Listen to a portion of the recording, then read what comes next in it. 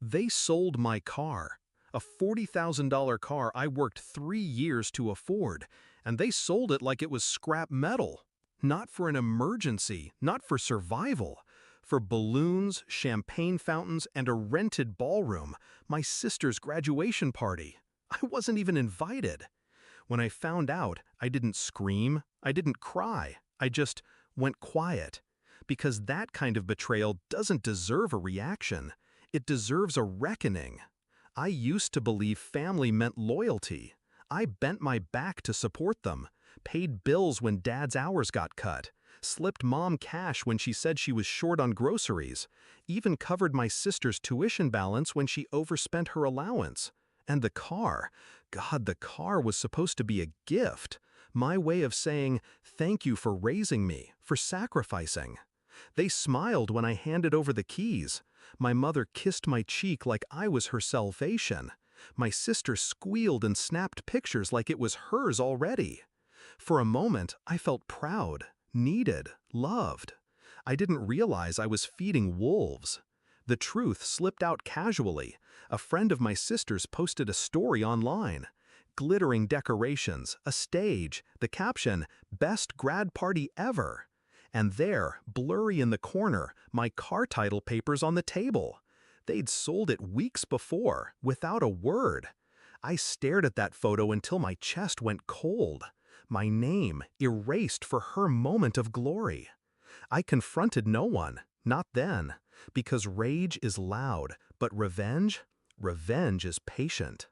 When the party ended, they acted as if nothing had happened. My mother even bragged, "Your sister deserved a celebration. Don't be selfish. You'll have your time." Selfish. That word sank into me like a blade.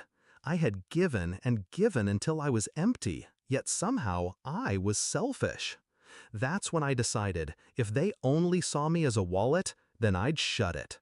But not before teaching them the cost of biting the hand that fed them. Step one was silence. I stopped answering money calls, stopped covering emergencies. Let the bills pile, let the tension grow.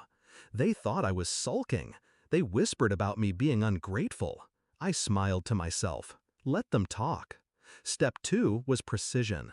My sister's tuition loan? In my name.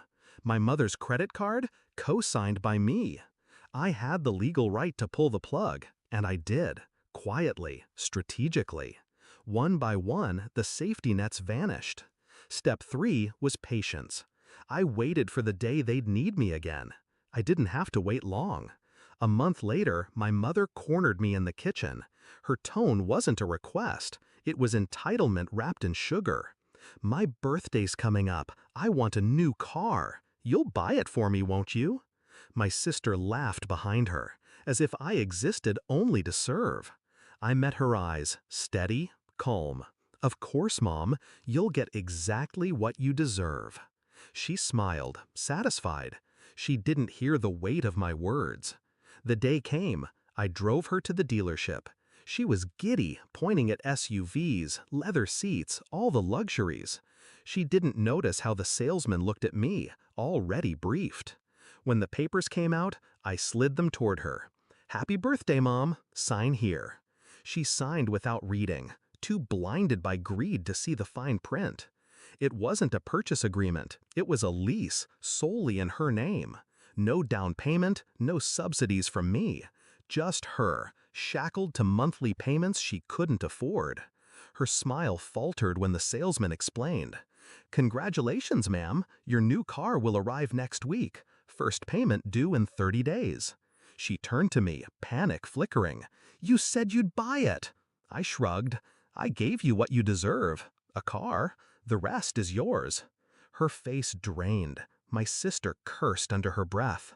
And I walked out, keys in my pocket, not theirs. It unraveled fast after that.